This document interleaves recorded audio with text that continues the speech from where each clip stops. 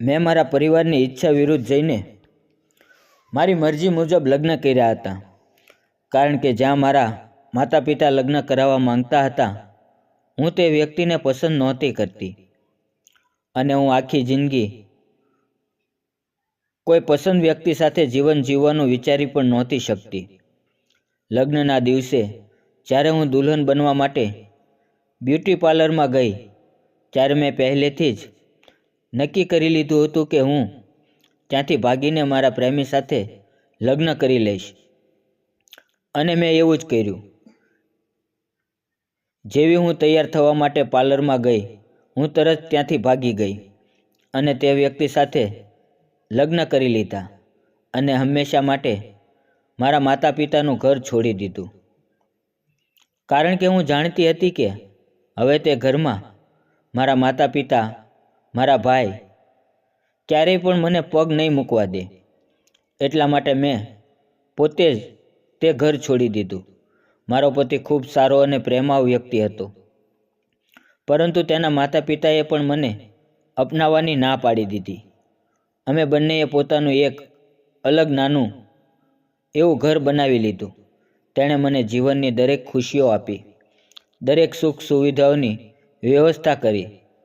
હું પણ તેને ખૂબ જ વધારે પ્રેમ કરતી હતી અને તેની સાથે ખૂબ જ ખુશ હતી.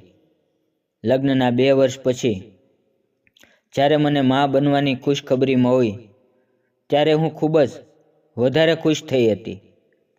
મેં સૌ પહેલાં આ સમાચાર મારા પતિને તેમની ઓફિસમાં ફોન કરીને જણાવ્યા હતા. તે પણ બાળકના આગમનના સમાચાર સાંભળીને મારી જેમ ખૂબ જ વધારે ખુશ થઈ ગયા હતા અને તે ક્ષણે તેમણે તેની ઓફિસમાંથી રજા લીધી અને ઘરે આવવા નીકળી ગયા. પરંતુ મને શું ખબર હતી કે આજે તે છેલ્લી વાર ઘરે આવી રહ્યા છે. તે પછી હું ક્યારેય તેને જોઈ શકી નહીં. કાશ મને પહેલેથી ખબર હોત તો હું તેમને રોકી દેત. તે ઓફિસેથી ખુશીમાં ઘરે પાછા આવતી વખતે ભગવાનને પ્રિય બની ગયા. મારા પતિની મોટરસાઇકલનું એક્સિડન્ટ થઈ ગયું અને તેમનું ઘટના સ્થળે જ દમ તોડી દીધો. થોડા સમય પછી મારા પતિ છેલ્લી વાર 4 ખંભા ઉપર ઘરે પાછા આવ્યા અને કાયમ માટે મને છોડી ગયા. આમ મારું બાળક આ દુનિયામાં આવતા પહેલાં જ તેના પિતાના પડછાયાથી દૂર થઈ ગયું અને હું પણ ભર જવાનીમાં માત્ર વિધવા જ નહીં પણ દુનિયામાં અકેલી પડી ગઈ. મારા પોતાના લોકો તો મેં પહેલેથી જ ત્યાગ કરી દીધો હતો. અજાણ્યાઓના ઘરે જવાનો આ જમાનો નહોતો, તો હું જવાન સ્ત્રી હતી. કોણ જાણે ક્યારે કોની નજર બદલાઈ જાય. મને સમજાતું ન હતું કે હવે ક્યાં જવું અને કોની મદદ માંગવું. મારા પતિના દૂરના એક વૃદ્ધ સંબંધી હતા, જેને અમે માસી કહેતા. તે પણ મારી જેમ દુનિયામાં એકલા હતા. હું પોતાના સહારા માટે માસીને પોતાની પાસે લઈ આવી અને અમે બંને મહિલાઓ સાથે મળીને જીવન જીવવા લાગ્યા. માસીએ મને ખૂબ સાથ આપ્યો. મારા પતિના મૃત્યુના થોડા મહિના પછી મેં એક સ્વસ્થ બાળકીને જન્મ આપ્યો, તો મારી ચિંતાઓ વધુ વધી ગઈ. એક જવાન એકલી સ્ત્રી સાથે એક નાની છોકરી પણ આવી ગઈ હતી, જેનો ખાવા પીવાની સાથે સાથે તેના ભણતરનો, તેના ઉછેરનો બોજો પણ હવે મારા નાજુક ખંભા પર આવી ગયો હતો. એવામાં મારા માસીએ મારો ખૂબ જ સાથ આપ્યો. તેણે મારી દીકરીને ઘરે સંભાળી અને મેં બહાર નીકળીને પોતાના માટે કંઈક કામ શોધવાનું શરૂ કરી દીધું. ટૂંક સમયમાં જ મને નજીકની એક સ્કૂલમાં ટીચરની નોકરી મળી ગઈ અને આ રીતે હું ત્યાં કામે લાગી ગઈ. જિંદગી રાબેતા મુજબ ચાલવા લાગી હતી. મારી પુત્રી શીતલ ધીમે ધીમે મોટી થતી ગઈ અને પછી તે જવાન થઈ ગઈ. મારી દીકરી ખૂબ જ વધારે સુંદર હતી. મને ક્યારેક ક્યારેક તેની સુંદરતાથી ડર પણ લાગતો હતો, કારણ કે ગરીબોના ઘરમાં સુંદરતા એક અભિશાપ હોય છે. મેં મારી દીકરીના ઉછેર અને શિક્ષણ ઉપર ખૂબ જ ધ્યાન આપ્યું. કોઈ પણ કમી નહોતી રાખી. હવે મારા હાથ પગ પણ થાકવા લાગ્યા હતા. દીકરીને જવાન કર્યા પછી મા હોવાને કારણે મારી છેલ્લી ચિંતા હતી કે મારી પુત્રી શીતલના લગ્ન થઈ જાય. હું ઈચ્છતી હતી કે મારી દીકરીના લગ્ન કોઈ અમીર પરિવારમાં થાય, જ્યારે તે બાકીનું જીવન આરામ અને શાંતિથી વિતાવી શકે. કારણ કે મારા ઘરે તો શીતલને ખુશી નસીબ નહોતી થઈ. હું ઘણી હેરીફેરી કરીને તે એના ભણતરનો ખર્ચ પૂરો કરતી હતી. મેં મારી દીકરી શીતલના સંબંધ માટે સ્કૂલમાં બધાને કહી રાખ્યું હતું કે કોઈ સારો સંબંધ નજરમાં હોય તો જરૂર બતાવજો. એક દિવસ હું સ્કૂલમાં બેસીને બાળકોની નોટબુક તપાસી રહી હતી, ત્યારે મારી એક ખૂબ જ સારી મિત્ર અંકિતા મારી પાસે આવી અને મને કહેવા લાગી કે તેની બહેન તેનો પુત્ર માટે સંબંધ શોધી રહી છે. ઘર ખૂબ જ સારું છે, છોકરો પણ એકનો એક છે. હું તો બસ તારી દીકરીનો સંબંધ ત્યાં કરાવવા માંગુ છું. અંકિતાએ એટલા પ્રેમ અને વિશ્વાસથી કહ્યું કે હું પણ ખુશ થઈ ગઈ. એમ પણ તે મારી ખૂબ સારી મિત્ર હતી. ઘણા વર્ષોથી અમારું એકબીજાના ઘરે આવવા જવાનું પણ હતું. એટલા માટે મેં તેની વાત સાંભળીને છોકરાવાળાને ઘરે આવવા આમંત્રણ આપી દીધું. તે દિવસે મારા હૃદયને ખૂબ રાહત થઈ હતી કે હવે મારી ચિંતાઓ ઓછી થઈ જશે. અને મારી પુત્રી જે ઘરમાં લગ્ન કરીને જઈ રહી છે તે ખૂબ જ પૈસાદાર પણ હતા અને મારી પુત્રી ત્યાં આરામદાયક જીવન જીવી શકતી હતી. થોડા દિવસોમાં વિમળાની બહેન અમારા ઘરે આવી ગઈ. જ્યારે તે અમારા ઘરે આવી ત્યારે અમે ગર્વથી ભરાઈ ગયા હતા. તેણે મારી પુત્રીને પહેલી નજરમાં જ પસંદ કરી લીધી અને તે ખૂબ જ ખુશ દેખાતી હતી. મને વિચારવાનો મોકો પણ ન આપ્યો અને મારી પાસે હા પડાવીને જ દમ લીધો. મને પણ એ લોકો ખૂબ સારા અને ખાનદાની લાગ્યા હતા. હું પણ મારી દીકરીનું નસીબ ખીલતું જોઈને ખુશ હતી. છોકરીવાળાઓએ જલ્દી લગ્ન કરાવવા ઉપર જોર આપ્યું હતું, જેમાં મને કોઈ વાંધો નહોતો, કારણ કે ચંદ મુલાકાતોમાં જ મેં છોકરાને પણ જોઈ લીધો હતો. છોકરો મને ખૂબ જ પસંદ આવ્યો હતો. આ સંબંધ પાછળ સૌથી મોટો મારો મકસદ હતો કે છોકરાનું કુટુંબ ખૂબ નાનું હતું અને તે નાના પરિવારમાંથી હતો. છોકરાના પિતા પણ આ દુનિયામાં નહોતા. મા અને એક નાની બહેન જ હતી અને બીજો મારી સૌથી સારી મિત્ર વિમળાની બહેનનો દીકરો હતો. એટલા માટે મને વિશ્વાસ હતો કે ઘરબાર ખૂબ જ સારું છે, મારી દીકરી ખુશ રહેશે.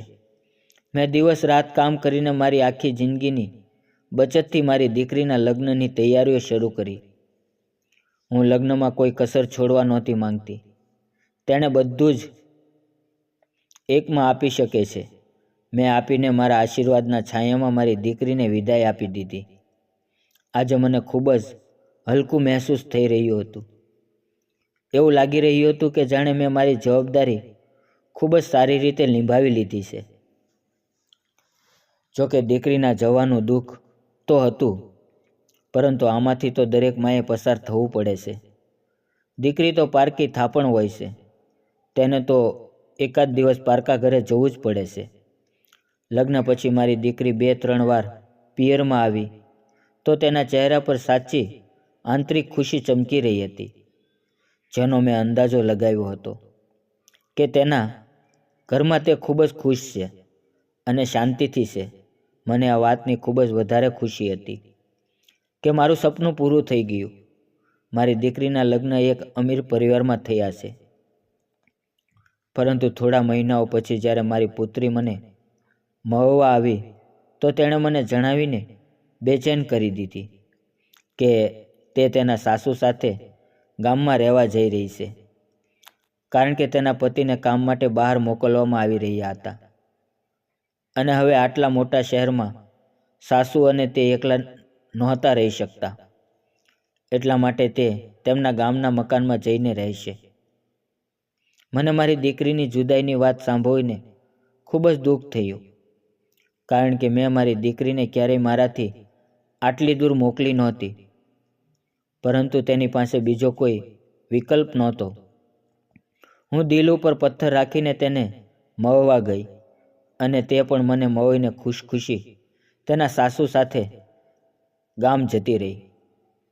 હું તેના ગયા પછી થોડા દિવસો સુધી તો ખૂબ જ ઉદાસ રહી, પરંતુ રોજ તેના સમાચાર શીતલ મને આપતી રહી તો મારી ઉદાસીનો પણ અંત આવી ગયો. અને એક દિવસ શીતલે મને જણાવ્યું કે તે પ્રેગ્નેન્ટ છે. આ સાંભળીને હું ખૂબ જ વધારે ખુશ થઈ ગઈ હતી. હું રોજ ફોન ઉપર શીતલની ખબર લેતી હતી, પરંતુ થોડા સમય પછી તેના વિશેના સમાચાર આવવાના ઓછા થઈ ગયા. હંમેશા તેના સાસુ જ વાત કરીને જણાવતા કે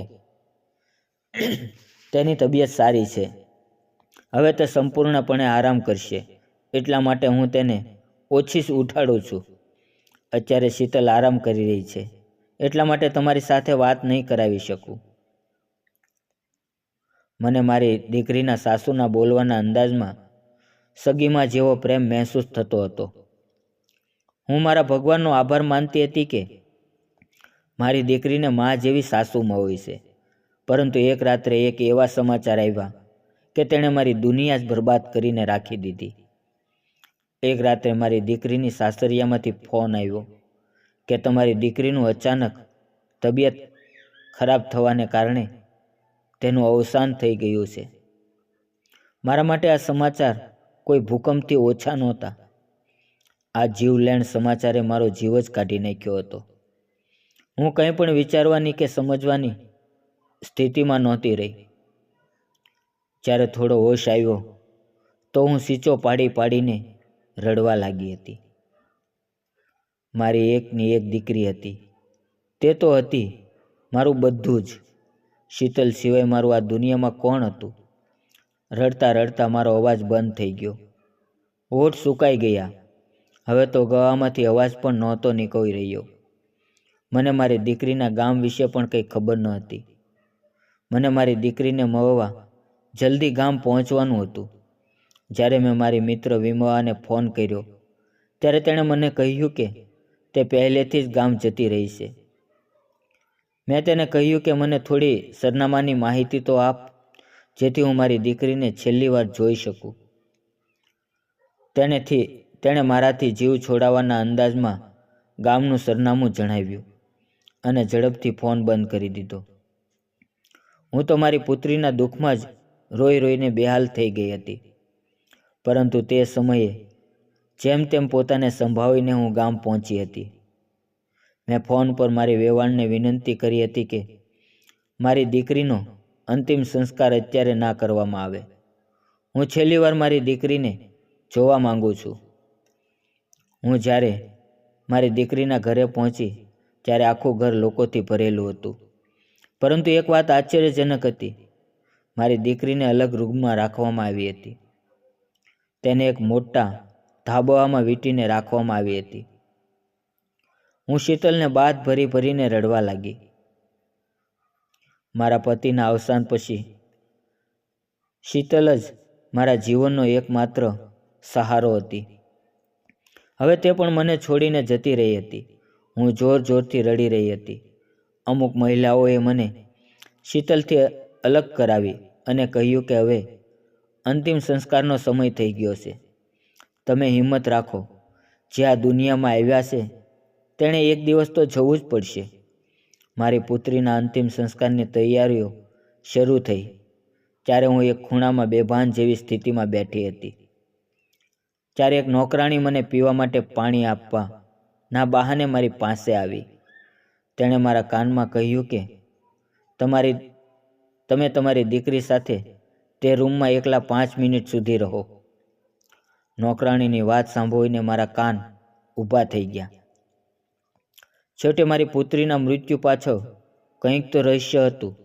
મેં જલ્દીથી પોતાને સંભાળી અને શીતલના સાસુને કહ્યું કે હવે તો મારી પુત્રી મને છોડીને કાયમ માટે જતી રહેશે.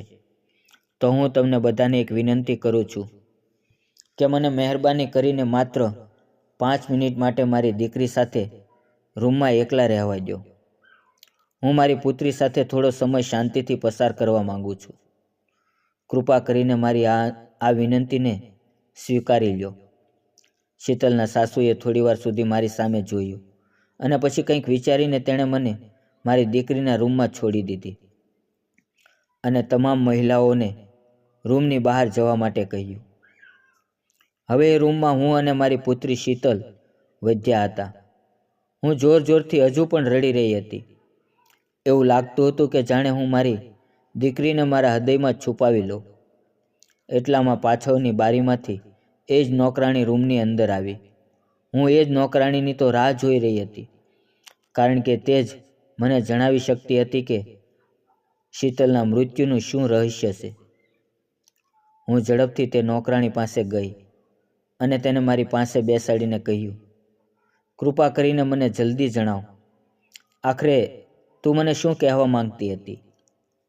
તે નોકરાણીએ મારા કાનમાં કહ્યું કે તમારી દીકરી શીતલ જીવિત છે. જો વિશ્વાસ ના હોય તો તમે પોતે ચેક કરીને જોઈ શકો છો. મને તો મારા કાન ઉપર વિશ્વાસ જ ના થયો. મેં ફરીથી શીતલનો ચહેરો જોયો. તેના હોઠ અને ચહેરો પીળો પડી ગયો હતો. તેનું આખું શરીર ઠંડુ હતું. તેના જીવિત હોવાની તો કોઈ શક્યતા જ ન હતી. પરંતુ હું નોકરાણીની વાતને પણ નકારી નહોતી શકતી. કોઈ સ્ત્રી ભલા આ નાજુક સમયે મજાક શા માટે કરે, તે પણ એક મા સાથે? મેં શીતલને ફરીથી ચેક કરી. મેં મારા કાન તેના હોઠ પાસે રાખી દીધા. તેની જીભને ચેક કરી. ખૂબ જ તપાસ્યા પછી મને એવું લાગ્યું કે જાણે હળવો હળવો શ્વાસ શીતલનો ચાલી રહ્યો છે. નોકરાણી સાચું કહી રહી હતી. મારી દીકરી જીવતી હતી. પરંતુ હું શું કરું? ચોક્કસ આ લોકો ખૂબ જ દુષ્ટ લોકો હતા. તેઓએ મારી પુત્રીને કંઈક એવું ખવડાવી દીધું હતું કે જેનાથી તેનું શરીર ઠંડુ થઈ ગયું અને તેનું આખું શરીર પીળું પડી ગયું હતું. પરંતુ હું શું કરું? મારી દીકરીને દુષ્ટ લોકોથી કેવી રીતે બચાવવું? મારી પાસે હવે એ નોકરાણી જ હતી જે મારી મદદ કરી શકે. હું ઝડપથી તેની પાસે ગઈ અને હાથ જોડીને તેની સામે ઊભી રહી. મેં કહ્યું, પ્લીઝ મને મારી દીકરીને બચાવવામાં મદદ કર. હું તારો આ અહેસાન જિંદગીભર ક્યારેય નહીં ભૂલું. સાથે મેં મારા કાંડામાંથી સોનાની 2 બંગડીઓ પણ કાઢીને તે નોકરાણીના હાથમાં આપી દીધી. આ બંગડીઓ મારા પતિની છેલ્લી નિશાની હતી, જે હંમેશા હું મારા હાથમાં પહેરી રાખતી હતી. મેં તેને કહ્યું કે તું મારી દીકરીને આ બારીમાંથી લઈ જા અને તેને ક્યાંક સુરક્ષિત જગ્યાએ પહોંચાડી દે. તે નોકરાણી, જેનું નામ મંજુ હતું, તેણે તેના ખિસ્સામાંથી એક નાનો મોબાઈલ ફોન કાઢ્યો અને કોઈને ફોન કરીને તે રૂમની બારી પાસે કોઈને બોલાવી લીધા. 2 મિનિટમાં જ બારી નીચે 2 મહિલાઓ ઊભી હતી. મેં અને મંજુએ શીતલને બારીમાંથી નીચે ઉતારી દીધી. તે બંને મહિલાઓ શીતલને લઈને જતી રહી અને શીતલની જગ્યાએ હું પોતે કફન ઓઢીને સૂઈ ગઈ. જો હું ઈચ્છતી હોત તો હું પણ શીતલ અને નોકરાણી સાથે અહીંથી ભાગી શકી હોત, પરંતુ હું ના ભાગી. મને મારા જીવની પરવા નહોતી. હું સત્ય જાણવા માંગતી હતી કે આ લોકોએ મારી શીતલ સાથે શું કર્યું. મંજુએ મને ખૂબ સમજાવી કે તમે પણ અહીંથી ભાગી જાઓ. ક્યાંક એવું ન થાય કે આ લોકો તમને કોઈ નુકસાન પહોંચાડી દે. જો તમારે સચ્ચાઈ જાણવી હોય તો હું તમને જણાવી દઈશ. પરંતુ મેં મંજુને કહ્યું કે ના, હું આ લોકોને રંગે હાથે પકડવા માંગુ છું. હવે આ બધી વાતો ચાલી રહી હતી કે દરવાજો ખખડ્યો. તો મંજુએ મારો ચહેરો સારી રીતે કફનથી ઢાંકી દીધો અને બધાને કહ્યું કે વહુરાણીને છેલ્લી વાર મળીને બારીમાંથી નીકળીને જતી રહી છે. સૌથી પહેલાં રૂમમાં શીતલના સાસુ પ્રવેશ્યા હતા. સાસુ આશ્ચર્યથી કહેવા લાગ્યા કે તે બારીમાંથી કેમ ગઈ? તે દરવાજામાંથી પણ જઈ શકતી હતી. જેના પર મંજુએ કહ્યું કે માલકીન, વહુરાણી કહેતી હતી કે હવે આ પરિવાર સાથે મારો કોઈ સંબંધ નથી. તેઓએ મારી પુત્રીનું ધ્યાન ન રાખ્યું અને તે મૃત્યુ પામી. એટલા માટે હું હવે આ લોકોનું મોઢું જોવા નથી માંગતી. તેથી હું બારીમાંથી જઈ રહી છું. મંજુના મોઢેથી આ વાત સાંભળતા જ શીતલની સાસુએ મારા વિશે નકારાત્મક વાતો કરવાની શરૂ કરી દીધી. હું આશ્ચર્યથી બધાને સાંભળી રહી હતી. પહેલાં તો શીતલની સાસુ મારા મોઢા ઉપર કેટલું મીઠું બોલતી હતી અને હવે મારી પાછળ કેવું ઝેર બોલી રહી હતી. પરંતુ હું રાહ જોઈ રહી હતી કે મને કોઈ તો સબૂત મળે કે આખરે આ લોકોએ આવું કેમ કર્યું, જેનાથી હું આ લોકોનો મોઢા ઉપર જ તમાશો બનાવી શકું, આ મને રંગે હાથે પકડી શકું. પરંતુ તેણે આવું કંઈ પણ ના કર્યું અને તે મને મારા અંતિમ સંસ્કાર માટે લઈને નીકળી પડ્યા. મારી ચિતા તૈયાર કરી દેવામાં આવી હતી. હવે મને ખૂબ જ વધારે ડર લાગ્યો, કારણ કે હવે મારી પાસે બહાર નીકળવાનો કોઈ રસ્તો નહોતો. જો હું આમ જ સૂઈ રહેતી તો આ લોકો મને ચિતા ઉપર રાખીને મારી ચિતાને આગ લગાડી દેતા. મને કંઈ પણ સમજમાં નહોતું આવતું કે શું કરું. હું મારા મગજનો ઉપયોગ કરવા લાગી. એટલી વારમાં લોકોએ મને ચિતા પર ચડાવી દીધી હતી અને ચિતાને આગ પણ લગાવી દીધી. પરંતુ પછી ખબર નહીં એવું શું થયું કે જેટલા પણ લોકો મારા અંતિમ સંસ્કારમાં આવ્યા હતા, બધા એકદમ ભાગી ગયા અને ત્યાર પછી મંજુએ મને ચિતામાંથી બહાર ખેંચી લીધી. હજુ બહારના લાકડાઓમાં જ આગ લાગી હતી. મંજુ મને ઝડપથી એક વેરાન જગ્યાએ લઈ ગઈ, જ્યાં કોઈ આવતું જતું નહોતું. હું તે સમયે ખૂબ જ વધારે ડરેલી હતી. તેણે મને ઝડપથી પાણી પીવડાવ્યું. તેણે મને કહ્યું કે મેં જ ફોન કરીને કહ્યું હતું કે શીતલનું ભૂત મેં રૂમમાં જોયું છે, તેની આત્મા રૂમમાં ફરી રહી છે. આ બધું સાંભળીને તેઓ ડરીને ભાગી ગયા હતા. મારા શ્વાસ થોડો મારા કંટ્રોલમાં થયો તો મંજુ મને લઈને એક ઝૂંપડીમાં આવતી રહી, જ્યાં તેણે મારી પુત્રીને રાખી હતી. હું મંજુના પગમાં પડી ગઈ. આજે તેણે મારો અને મારી પુત્રી શીતલ બંનેનો જીવ બચાવ્યો હતો. મેં મંજુને કહ્યું, મંજુ, મને આખી સચ્ચાઈ જણાવ. આ લોકો મારી દીકરીને કેમ મારવા માંગતા હતા? ત્યાર પછી મંજુએ મને જણાવ્યું કે બહેન, જ્યારથી આ લોકો શીતલને લઈને આવ્યા હતા ત્યારથી હું જોઈ રહી હતી. શીતલના સાસુ રોજ દૂધમાં ભેળવીને શીતલને કંઈક પીવડાવી રહ્યા હતા. એક દિવસ મેં પૂછ્યું તો તેણે મને ઠપકો આપ્યો અને કહ્યું કે આ તો મારી વહુના થવાવા બાળકના સ્વાસ્થ્ય માટે છે. આ ખૂબ જ સારો પાવડર છે. આના પીવાથી શીતલ વહુ ખૂબ જ સારા અને સ્વસ્થ બાળકને જન્મ આપશે. હું ચૂપ થઈ ગઈ. પછી ધીમે ધીમે શીતલની તબિયત ખરાબ થવા લાગી હતી અને પછી એક દિવસ શીતલે પોતાનું બાળક પણ ગુમાવી દીધું. તે દિવસે હું સમજી ગઈ કે ચોક્કસ દાવમાં કંઈક કાળું છે. તે કોઈ તાકાતનો પાવડર નથી, કોઈ એવી દવા છે જે અંદરથી શીતલને નુકસાન પહોંચાડી રહી છે.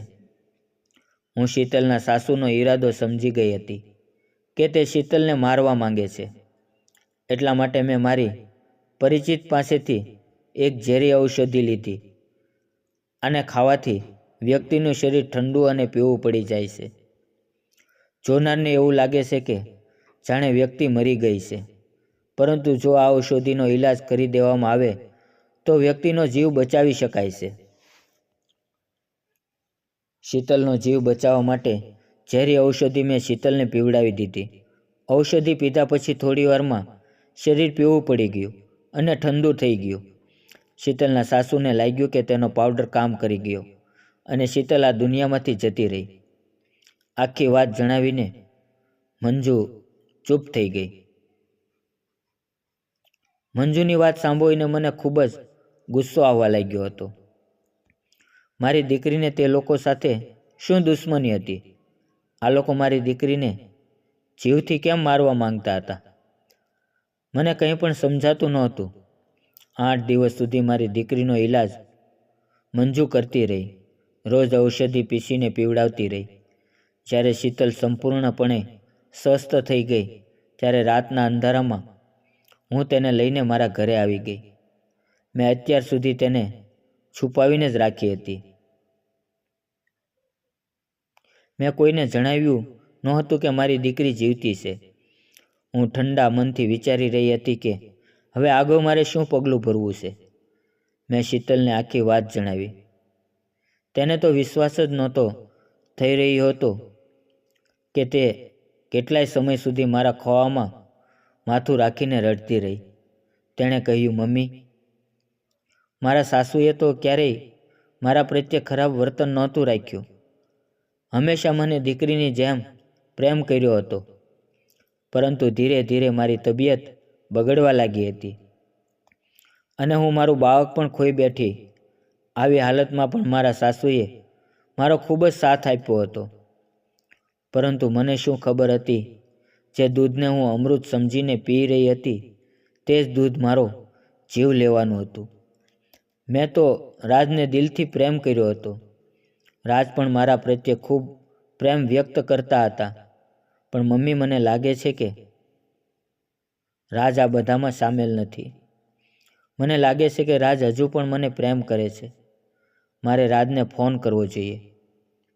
પરંતુ મેં શીતલને રોકી દીધી, કારણ કે મને હજુ ખાતરી ન હતી કે રાજ શીતલને પ્રેમ કરે છે કે નહીં. કદાચ આ આખા કાવતરામાં બની શકે કે રાજનો પણ હાથ હોય. એક દિવસ હું બજારમાં ગઈ હતી.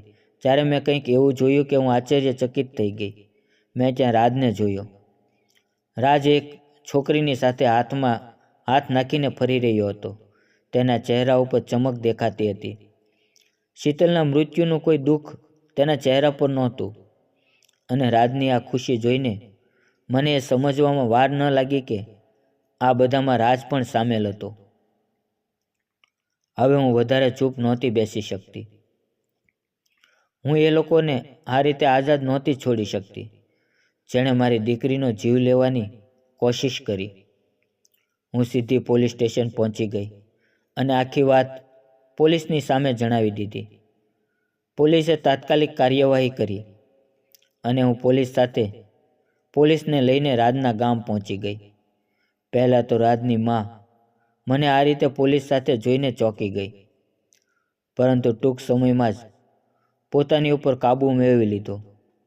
પોલીસે આખો કેસ જ્યારે સામે ખોલીને મૂક્યો તો રાજની માએ તેનો સ્પષ્ટ ઇનકાર કરી દીધો અને કહેવા લાગી, હું તો મારી વહુને ખૂબ પ્રેમ કરતી હતી, તેનું ખૂબ ધ્યાન રાખતી હતી.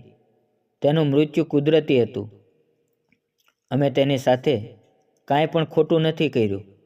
ગ્રામજનોએ પણ ગવાહી આપી હતી કે રાજનો પરિવાર ખૂબ જ સારો પરિવાર છે અને આખા ગામને મદદ કરે છે. તે કોઈની હત્યા ન કરી શકે. પરંતુ પોલીસે કોઈનો વિશ્વાસ ના કર્યો અને આખા ઘરની તપાસ શરૂ કરી દીધી. અને પછી શીતલના સાસુના રૂમમાંથી તે દવા મળી ગઈ જે તે શીતલને રોજ પીવડાવતી હતી. શીતલની સાસુએ દવાને હજી સુધી ફેંકી નહોતી. કદાચ તેને વિશ્વાસ હતો કે તેને સવાલ જવાબ કરવા કોઈ નહીં આવે. પોલીસ તે તમામ લોકોની ધરપકડ કરીને પોલીસ સ્ટેશન લઈ આવી, જ્યાં પોલીસે બધાની સારી એવી ખાતરદારી કરી અને પોલીસના મારના ડરથી રાજની માએ આખી સચ્ચાઈ જણાવી દીધી.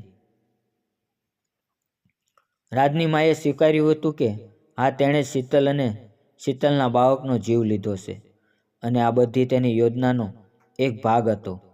અને જ્યારે રાજની માએ આખી વાત સંભળાવી તો હું સ્તબ્ધ થઈ ગઈ. 20 વર્ષ જૂના ઘા ફરી તાજા થઈ ગયા. રાજની માએ જણાવ્યું કે 20 વર્ષ પહેલાં જ્યારે તારો સંબંધ મારા ભાઈ સાથે થયો હતો તો એ સમયે અમે બધા ખૂબ ખુશ હતા. ખૂબ જ મુશ્કેલીથી અમારો ભાઈ લગ્ન માટે સહમત થયો હતો. તે એકમાત્ર મારો ભાઈ હતો અને અમે તેની ખુશીને ખૂબ જ ચાહતા હતા. મારા ભાઈ મહેશે તને ક્યાંક જોઈ લીધી હતી અને તારા પ્રેમમાં પાગલ થઈ ગયો હતો. તેણે કહ્યું કે જો હું લગ્ન કરીશ તો આ છોકરી સાથે જ કરીશ, નહીંતર નહીં કરું. અને પછી ભાઈ સાથે તારો સંબંધ પણ થઈ ગયો. ભાઈ રાત દિવસ તારી જ વાતો કરતો હતો, પરંતુ તું તેને જરાય ભાવ નહોતી આપતી. તું તેને ઇગ્નોર કરતી હતી. અને એક દિવસ જ્યારે ભાઈએ તારા હાથમાં વીંટી પહેરાવીને તારા હાથને ચુંબન કર્યું હતું, ત્યારે તે ભાઈના મોઢા ઉપર જોરથી એક થપ્પડ મારી દીધી હતી અને કહ્યું હતું કે તું ભાઈને નફરત કરે છે અને તું બીજા કોઈને પ્રેમ કરે છે, તેથી તું મારા ભાઈ સાથે લગ્ન કરવા નહોતી માંગતી. બસ આ આઘાત મારા ભાઈને લઈ ગયો અને તેણે પોતાનો જીવ લઈ લીધો. અમે બહેનોએ આ આઘાત સહન ન કરી શક્યા. મેં અને સવિતાએ એક ક્ષણે નક્કી કરી લીધું હતું કે આપણે આપણા ભાઈનો બદલો લઈને રહીશું. તે તો ભાગીને પોતાના આશિક સાથે લગ્ન કરી લીધા અને મારો ભાઈ આ દુનિયામાંથી જ જતો રહ્યો. અમે અમારા એકમાત્ર ભાઈની પીડાને ભૂલી નહોતા શકતા. મારી વૃદ્ધમાં પણ મારા ભાઈના શોકમાં ગુજરી ગઈ હતી અને પછી તારા લગ્ન પછી તારા પતિનો જે એક્સિડન્ટ થયો હતો તે એક્સિડન્ટ નહીં પણ એક સુનિયોજિત કાવતરું હતું.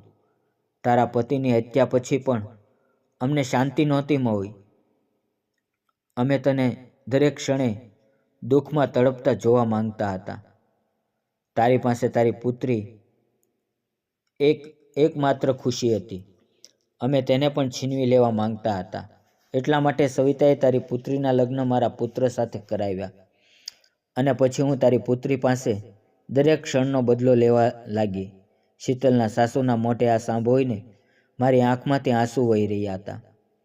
મારા પતિને યાદ કરીને હું ખૂબ જોરથી રડવા લાગી અને તે જ સમયે મંજુ મારી દીકરી શીતલને લઈને આવી. શીતલને જીવતી જોઈને બધાની આંખો પહોળી થઈ ગઈ. મેં આખી વાત પોલીસ સમક્ષ મૂકી દીધી હતી કે કેવી રીતે મેં મારી દીકરીનો જીવ બચાવ્યો. હવે બધું દૂધનું દૂધ અને પાણીનું પાણી થઈ ગયું હતું. પોલીસે તે લોકોને જેલમાં નાખી દીધા અને તેની સામે કડક કાર્યવાહી કરવામાં આવી.